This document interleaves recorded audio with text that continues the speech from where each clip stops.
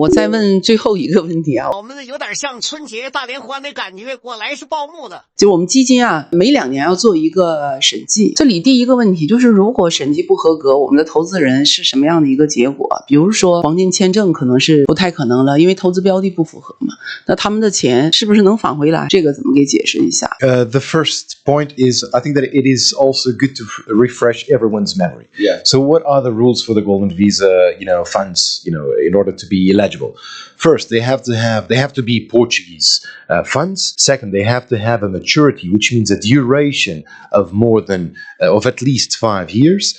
They cannot invest directly or indirectly in real estate. And these are the main rules pertaining the investment in funds. And of course, the minimum threshold is 500,000 euros. So bearing in mind this, what do we know? Funds that are available, in the markets, they have to comply with all of these rules. So, funds that have an exposure to real estate, they may be perceived or they may not be compliant with the Golden Visa rules, as we know. The Aster Fund is not a case like that. So the management regulations that Jörg was speaking about, the investment policy of the fund does not speak a single word with respect to real estate. And the investment policy that we have been discussing in here in no way, in no moment refers to direct or indirect investment in real estate. So with respect to that, we are more than sure. With respect to your question, Edward, these are close-ended funds, which means that you have to remain invested during the time of the maturity of the fund. Also to comply with the Golden Visa rules, to my understanding.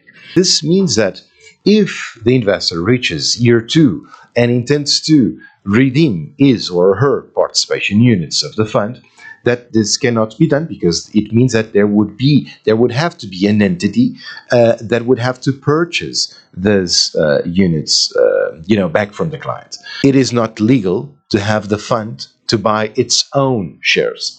So the option would have to be a third party that would buy these shares in the secondary market and, of course, would have to ensure liquidity to comply with its commitments. So I'm eventually assuming, buybacks in the amount of 20, 30, 50, 100 million euros. And, the question is, who is going to ensure that there is liquidity to pay or buy back all of these participation units? No, Antonio, you are correct. So you can sell in the market. So the options, if you have anyone that is interested in buying your participation unit, you can. But the fund itself, as a closed-ended fund, cannot amortize the units. This is the general rules of any private equity fund. So amortization of units are not foreseen on the management regulation and cannot be done. You can, if you find someone else to buy your unit, to invest. But again, our fund, Aster, complies with all the rules. 60% of at least Portuguese companies, 5 years, 500,000 the minimum investment threshold, and no investment direct or indirect in real estate. And this is very, very clear. So for us, these are the rules. And even we were advised, as you know, by the top tier global firm CMS on all the drafting and all the structuring of the fund. This is a very important aspect to mention.